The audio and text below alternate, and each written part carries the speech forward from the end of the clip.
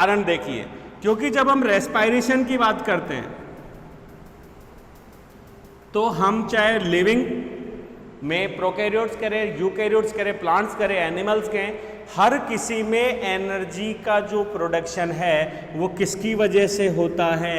Respiration के कारण होता है। और एक्चुअल में रेस्पायरेशन में हो क्या रहा है? O2 की प्रेजेंस में बड़े मॉलिक्यूल्स का ब्रेकडाउन, ठीक है, और उस ब्रेकडाउन की वजह से जो एनर्जी रिलीज हो रही है वो एनर्जी जो है वो किस में काम आ रही है? एक तरीके से फास्फोरिलीकरण में, ठीक है, और यही एनर्जी के रूप में है that convert adenosine into AMP, ADP and ATP। इसीलिए हम इसको क्या बोलते हैं? एक साइक्लिक AMP पाथवे बोलते हैं, और यही हो गया बायोलॉजिकल करेंसी किसी सजीव के लिए। और रेस्पायरेशन की अगर अपन बात करें तो ये जो रेस्पायरेशन है ये एक तरीके से हम इसको बांट देते हैं glycolysis,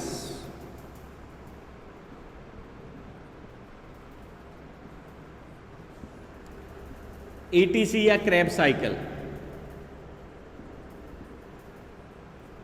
and electron transport system, ठीक है। अब इसमें अगर अपन ग्लाइकोलाइसिस की बात करें तो that is the first phase, ठीक है, दैट कन्वर्ट रॉ मटेरियल या respiratory substrate like glucose into 3 carbon component pyruvic acid into 10 steps. तो यहाँ पे हम इसको रेस्पायरेशन का भाग नहीं कह रहे, because into the definition of respiration, respiration is the process which can catabolite, ठीक है, या break down of macromolecules into simple molecules with the presence of oxygen. यहाँ पे अगर अपन ग्लाइकोलाइसिस की बात करें तो यहाँ पे ऑक्सीजन की कोई आवश्यकता नहीं है, इसमें सिंपल 6 जो कार्बन हेक्सोज शुगर है वो किस में कन्वर्ट हो रही है? ट्रायोज में, ठीक है, 3 कार्बन के अंदर ब्रेक डाउन हो रही है, that pathway is known as glycolysis. और ऐसे में रेस्पायरेशन सबस्ट्रेट की हम बात करें तो परफेक्ट सबस्ट्रेट क्या है? Glucose and fructose, glucose and fructose. और ऐसे में अगर हम एक डाइसैकेराइड की बात करें तो डाइसैकेराइड में आ रहा है सुक्रोज, और ये सुक्रोज जो है वो मिलके बना है ग्लूकोज प्लस फ्रक्टोज। तो ऐसे में हमारा ब्रेकडाउन का उद्देश्य क्या है? ब्रेकडाउन कहाँ हो रहा है? कोटिलिडन्स में होगा, ठीक है, और कहाँ होगा? एल्यूरॉन लेयर में होगा, और कहाँ होगा? एंडोस्पर्म के अंदर होगा। तो इन सब के अंदर जो ब्रेकडाउन है वो हो गया, और वो ब्रेकडाउन किस रूप में हो गया? वो ब्रेकडाउन हो गया मोनोसैकेराइड मतलब ग्लूकोज और फ्रक्टोज के रूप में। डाइसैकेराइड्स की अगर हम बात करें तो किसके रूप में हो गया? सुक्रोज के रूप में हो गया, माल्टोज के रूप में हो गया, ठीक है, तो इन रूपों के अंदर हो गया। उसी तरीके से आइए प्रोटीन्स क्या हैं? एक्चुअली में अमाइनो एसिड्स की पॉलीपेप्टाइड चेन, अमाइनो एसिड्स की चेन जुड़ी हुई है, ठीक है, पॉलीपेप्टाइड बॉन्ड के द्वारा। तो ऐसे में हम जब ब्रेक डाउन करेंगे तो जो प्रोटीन्स है वो ब्रेक डाउन किस में हो जाएंगे? पॉलीपेप्टाइड्स में। इसमें अनेक प्रोटीज एंजाइम्स की हमको जरूरत पड़ेगी, ठीक है, और वो अमाइनो एसिड जो हैं वो नए प्रोटीन के संश्लेषण में काम आएंगे। उसी तरीके से लिपिड को हम तोड़ें तो लिपिड जो है 2 सेगमेंट्स में टूट सकता है, एक हो गया ग्लिसरॉल और दूसरा हो गया फैटी एसिड्स, ठीक है। तो ये दोनों के दोनों जो है वो अलग अलग सिस्टम्स के रूप में डेवलप हो रहे हैं। तो ये सारी चीज़ें, तो कुल मिला के ये संरचनाएं जो हैं वो किस में चेंज हो रही हैं? कार्बोहाइड्रेट। और कार्बोहाइड्रेट जो है वो रेस्पायरेशन का सबस्ट्रेट है, ग्लाइकोलाइसिस का रॉ मटेरियल के रूप में प्रयुक्त हो रहा है। और ये फाइटिन्स एंड जो मिनरल्स हैं वो इन रिएक्शंस और एंजाइम्स एक्टिविटीज़ को एक तरीके से क्या बनाते हैं?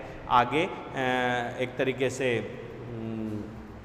इनिशिएट करने या उसको स्टिमुलेट करने के कार्य कर रहे हैं। ये सारी चीज़ें हो गई। अब फाइनली ये सारी की सारी चीज़ें ब्रेक डाउन हो गई है, यहाँ लिख देते हैं proteins are break down in amino acids, lipids are in glycerol,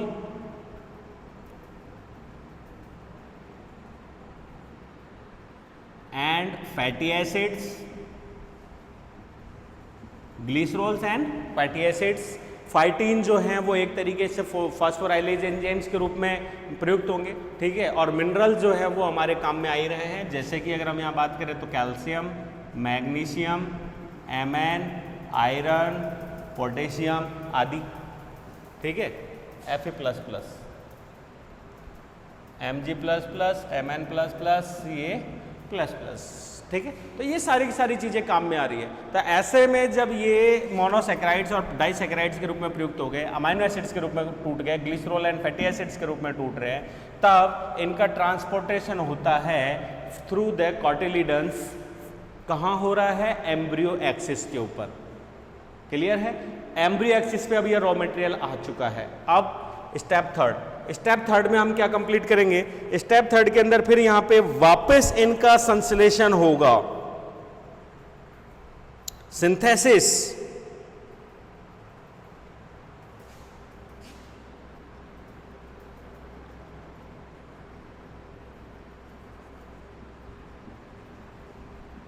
synthesis of new compound, synthesis of new compound by the breaked product.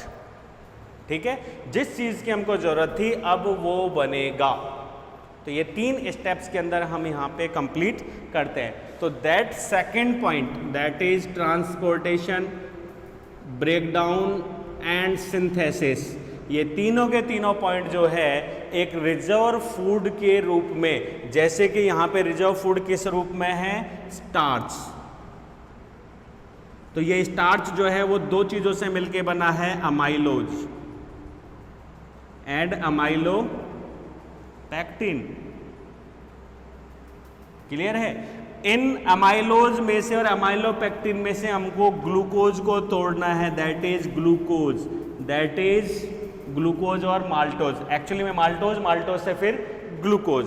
तो इस रूप में हमको इनको तोड़ना है। और ये ग्लूकोज जो है अब टूटने के बाद में कहाँ जा रहा है? Transport to the bracket product.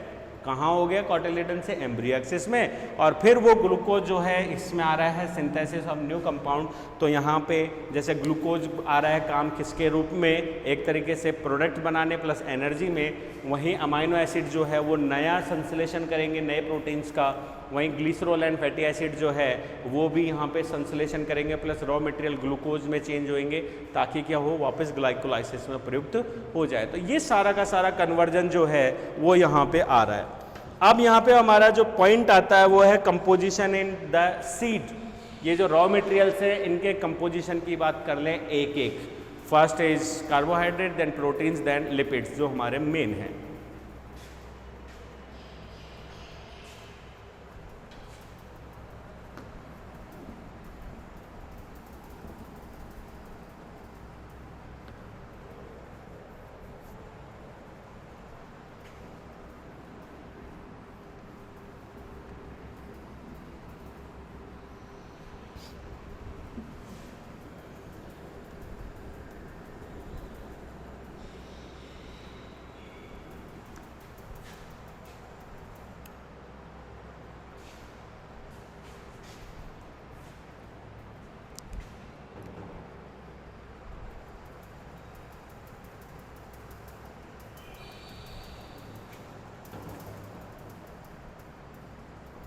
Composition of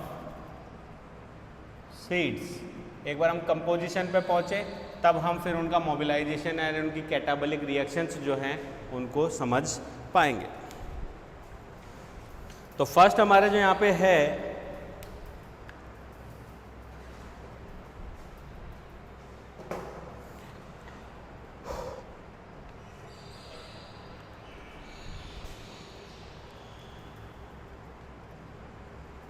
एक डायग्राम मैंने बताया था, उसी तरीके से एक मोनोकॉट के एम्ब्रियो का डायग्राम बताएं। मोनोकॉट डायग्राम्स, मोनोकॉट के अंदर क्या हो रहा है? दैट इज सस्पेंसर और ये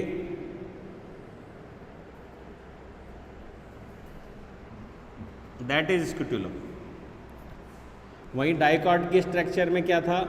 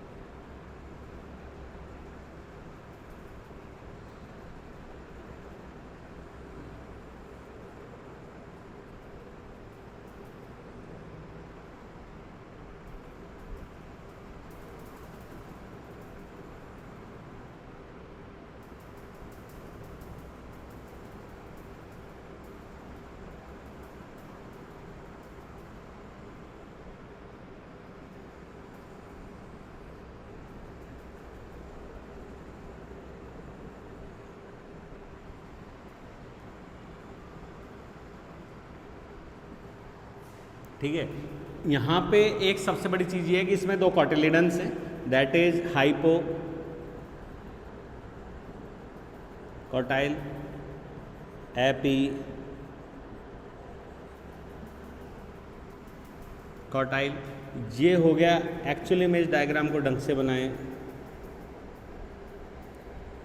दैट इज प्यूम्यूल या शूट अपेक्स, ठीक है। और ये एपिकॉटाइल के नीचे दैट इज प्यूम्यूल, और ये इसके नीचे की तरफ यहाँ पे है रेडिकल।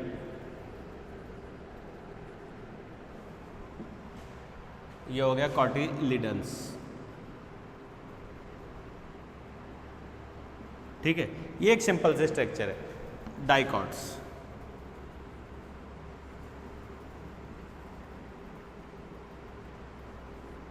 वहीं अगर अपन मोनोकॉट्स की बात करें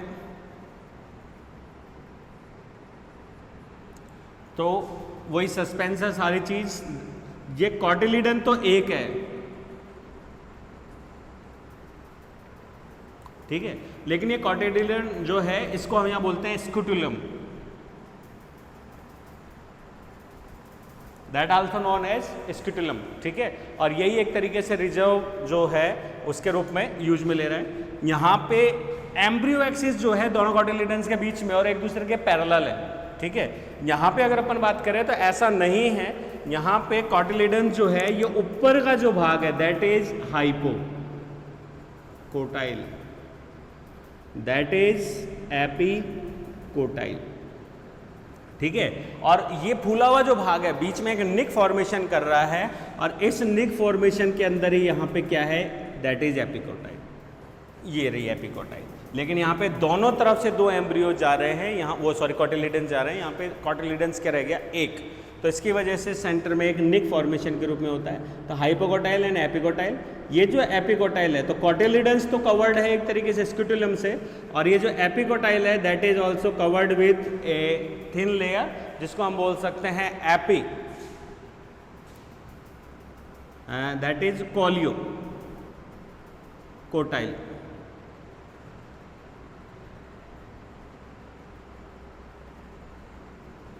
कॉलियो पिटल या कॉलियो कोटाइल, ठीक है। और ये जो हाइपोकोटाइल है ये भी कवर्ड रहता है, that is also known as कोलियो राइजिड।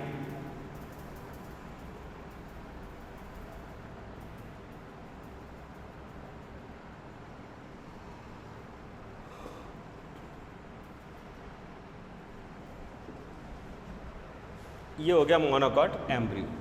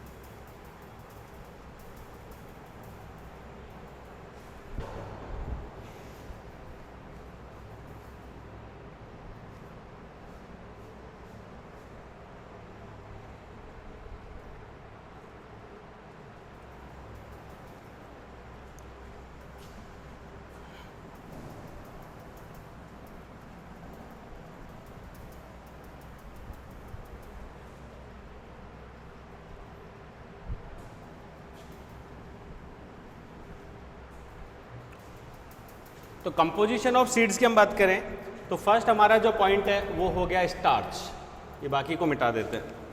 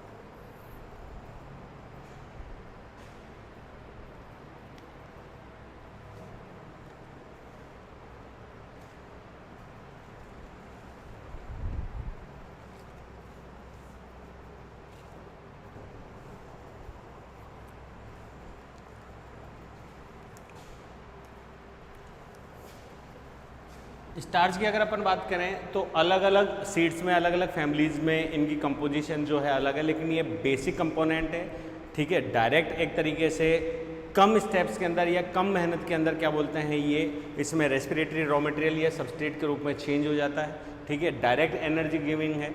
और ऐसे में स्टार्च जो है हर सीड में कॉटिलेडन्स में या उसका जो एम्ब्रियो सैक है उसके अंदर पाया ही जाता है।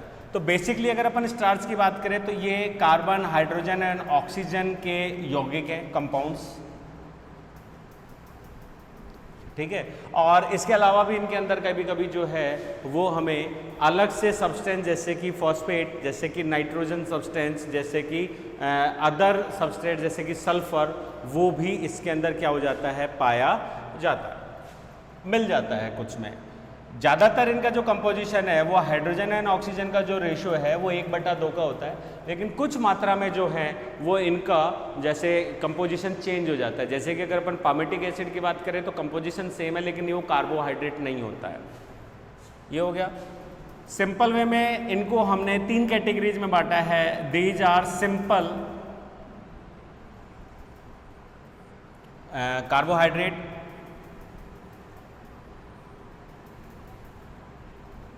ठीक है। दूसरा में यहाँ पे बात करें तो these are oligo,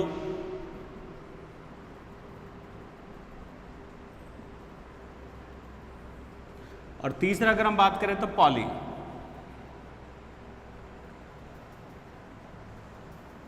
polysaccharides, oligosaccharides and simple carbohydrates. ये हमारे इस टॉपिक से थोड़ा सा अलग है, लेकिन इसको समझना जरूरी है, क्योंकि बेसिक में तो हम यहाँ पे डायरेक्ट क्या लिखेंगे कि जो स्टार्च के रूप में जो केमिकल कंपोजिशन है, स्टार्च तो प्राथमिकता पे है ही। ज़्यादातर जो सीरियल्स हैं जैसे कि मक्का, बाजरा, ज्वार, जौ, गेहूं की बात करें, चावल की बात करें, तो इनमें मेन जो रिजर्व फूड है वो क्या है, सिंपल कार्बोहाइड्रेट मतलब स्टार्च के रूप में है। उसके अलावा अगर अपन लेग्यूमिनेसी की बात करें तो उसके अंदर जो है ज़्यादातर किसके रूप में है, एक तरीके से प्रोटीन्स के रूप में कार्बोहाइड्रेट है, स्टार्च के रूप में है। वहीं अगर अपन बात करें कुछ मस्टर्ड जैसे कि ग्राउंडनट्स, जैसे कि सनफ्लावर, तो इनके अंदर जो है रिजर्व फूड किस रूप में आ रहा है, ज़्यादातर फैटी एसिड्स के रूप में आ रहा है। तो ये अलग अलग सीड्स की एक तरीके से एवेबिलिटी है कि वो किस मात्रा में किस चीज़ को स्टोर कर रहा है उसकी आवश्यकता के अनुसार या उसके अंदर के एंजाइम्स के अकॉर्डिंग। तो यहाँ पे एक बार अगर हम थोड़ा सा कार्बोहाइड्रेट को समझें तो इन सारी चीज़ों को स्टोर करना या इन चीज़ों का जो मेन मेटाबॉलिज्म है और उसके बाद में कैटाबॉलिज्म, दोनों हमारे लिए क्या हो जाता है, आसान हो जाता है। तो सिंपल कार्बोहाइड्रेट्स की हम बात करें तो सिंपल कार्बोहाइड्रेट्स को हमने बांट रखा है, अगर हम यहाँ कहें तो ये बने हुए हैं किससे, aldose and keto sugars. Actually में अगर अपन कार्बोहाइड्रेट्स की बात करें तो ये एल्डो और कीटो शुगर के रूप में होती हैं। अभी मैं एक बार और समझा दूंगा इसको। दूसरा अगर अपन यहाँ कहें तो सिंपल इनका नाम, जैसे कि मैंने कहा CHO, तो C3H6O3, that also known as triose sugar, ठीक है। उसी तरीके से C4H8O4, दैट इज टेट्रोज,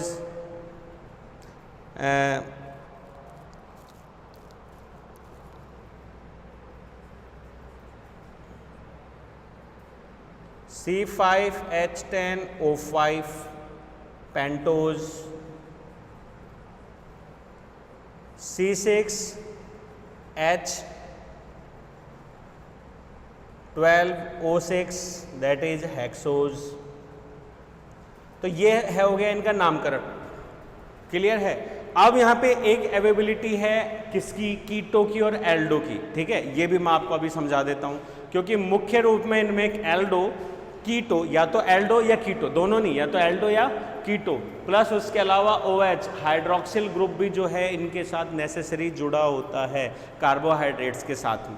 अब दीजिए ट्रायोज, टेट्रोज, पेंटोज, हेक्सोज। अब इसको एक चीज़ में समझें, अगर हम 2 ट्रायोज शुगर्स को मिला देते हैं तो वो बनती है किसमें, हेक्सोज, क्लियर है। वहीं अगर अपन 2 टेट्रोज को मिला देते हैं तो वो बन जाता है किसमें, ऑक्टोज में। तो हालांकि इनकी संख्या जो है वो 2 से हम 10-12 कार्बन तक की मानते हैं, लेकिन बेसिकली प्रकृति में C3 से C6 जो है वही एक तरीके से मिलती भी है, स्थायी भी है और मध्यवर्ती यौगिकों के रूप में बार बार बनती भी है।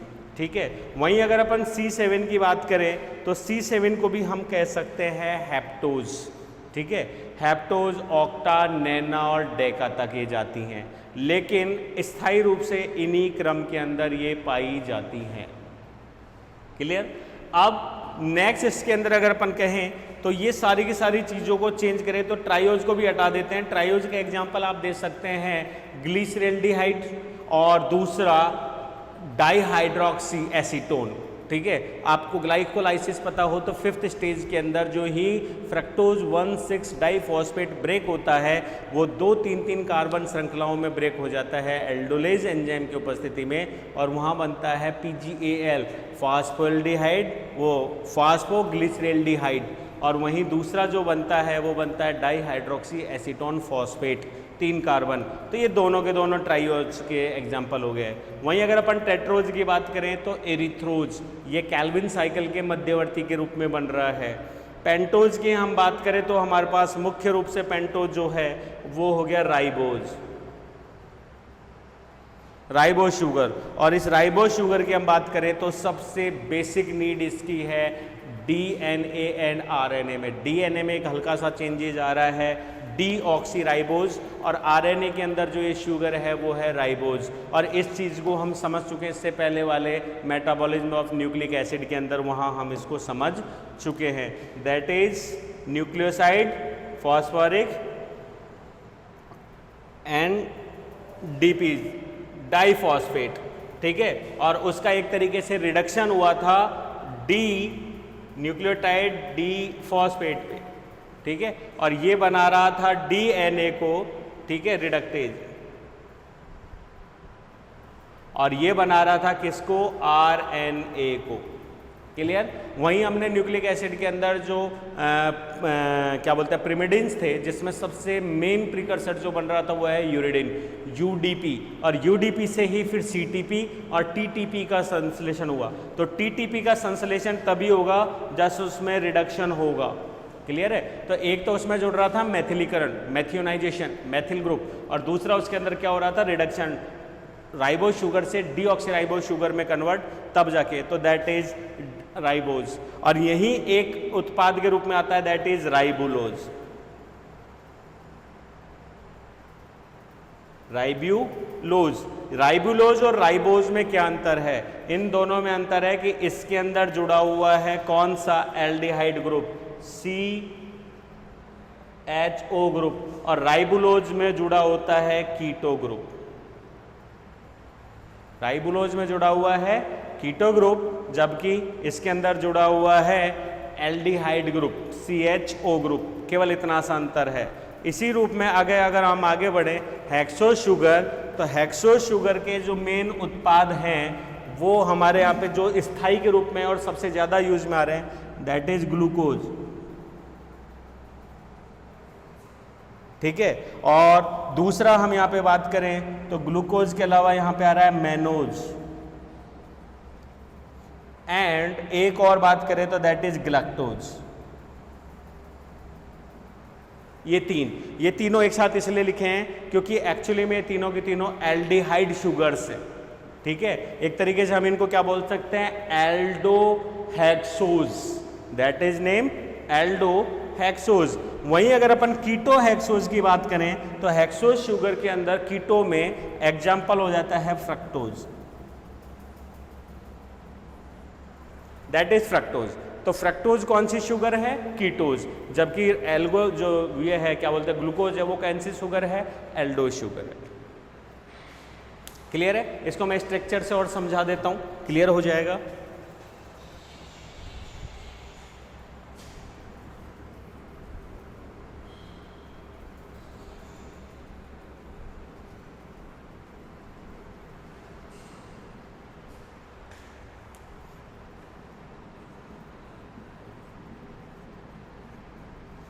दैट इज 6 कार्बन, ठीक है, CH2OH, ठीक है, OH ग्रुप जुड़ा हुआ है, that is OH, H, OH, OH and CH2OH। अगर हम वैलेंसीज कंप्लीट करना चाहें तो अपने आप हो जाएगा, कार्बन से क्या जोड़ेंगे हम, COH, क्योंकि हम एल्डिहाइड ग्रुप जोड़ रहे हैं इससे, CHO कर दीजिए ताकि कंफ्यूजन नहीं होगा, बाकी CHO नहीं होता, ऑक्सीजन ही जुड़ा होता है, दैट इज डी ग्लूकोज। ये हो गया डी ग्लूकोज,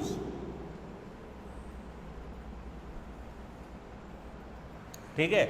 और डी ग्लूकोज की अगर अपन बात करें तो 6 कार्बन गिन लीजिए, 1 2 3 4 5 6, हाइड्रोजन्स गिन लीजिए, 1 2 3 4 5 6 7 8 9 10 11 12, और हमें कितने चाहिए थे, यहाँ पे 12 ही चाहिए थे, ठीक है। ऑक्सीजन 1 2 3 4 5 और 6, दैट इज C6H12O6। ये हो गया इसका मूलानुपाती सूत्र हेक्सोस शुगर का। उस हेक्सोस शुगर की संरचना में दैट इज डी ग्लूकोज, ये है ग्लूकोज की संरचना। इसको डी ग्लूकोज क्यों कहा है, क्योंकि इसकी